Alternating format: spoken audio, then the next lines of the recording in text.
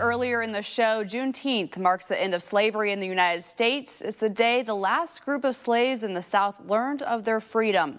Business founder and CEO of Mouth talks to me about this important day and how she was inspired to create a new slogan. Tichelle, thank you so much for joining me today. We're having the important discussion revolving around Juneteenth. What is Juneteenth?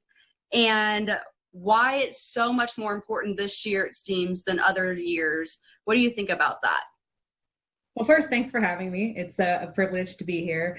Juneteenth this year is so impactful because for the very first time, everyone's aware of it, right? For the most part, it's been celebrated in the Black community and the Black community only. And just where we are today, there's so much light being shown on Juneteenth.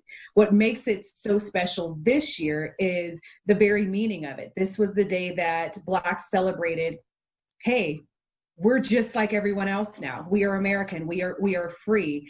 And everyone's been reminded that that's not necessarily true. That's actually not the case. So this year, I think it's important for all Americans.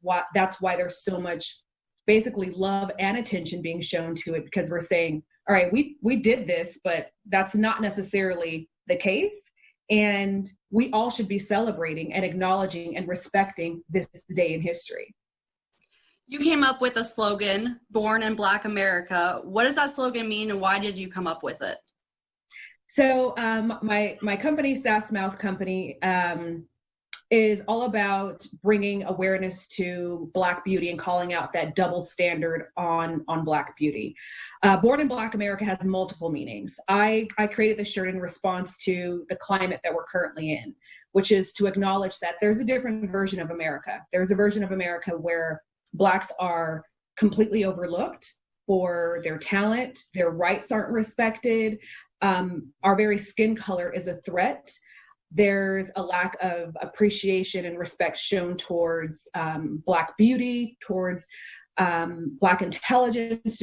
There's just a lack of that same America represented in Black America. So when I say born in Black America, the Black community can immediately identify, I know what she's talking about.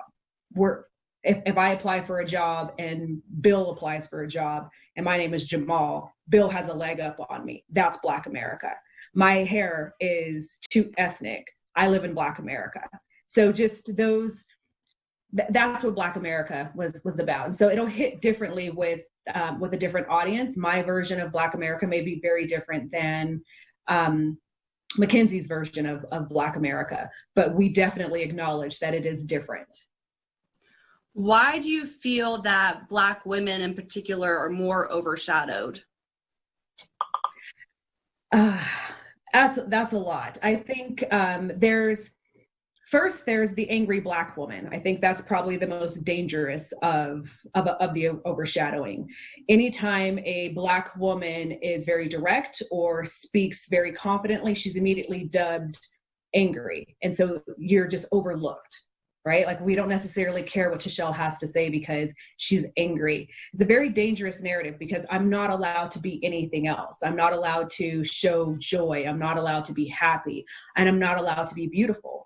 It's also a very dangerous position because as a Black woman, there's this double standard on our beauty. We see it every single day. The Kardashians have made Black features somehow more cool than actual Black women, which makes no sense, right? Like the over tanning of the skin, the injecting of the lips, the making the booty bigger. Somehow it's more beautiful on a non-Black woman. And again, it goes back to being overlooked. That is a version of being born in Black America. What can people do in general to be more sensitive to the subject or just be more aware?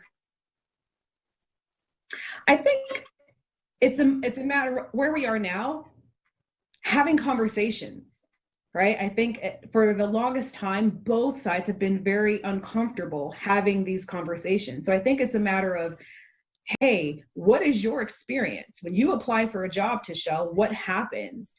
it's not a matter of throwing shade. It's not. It's truly trying to understand and what your role is in that and how that could potentially be different. I think it's also to acknowledge that, again, our experiences are very different. So I used this example recently: a white woman tanning her skin and comparing her tan skin to my skin is not the same.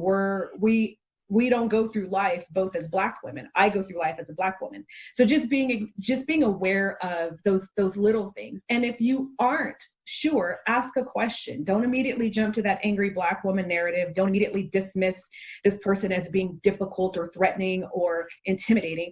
Ask a question. These are great conversations. I know more are to come, but I think this is a great start. Tashelle, thank you so much for joining me today. Thank you so much for having me. Happy Juneteenth. Her shirts with the slogan "Born in Black America" were released today on sassmouthco.com.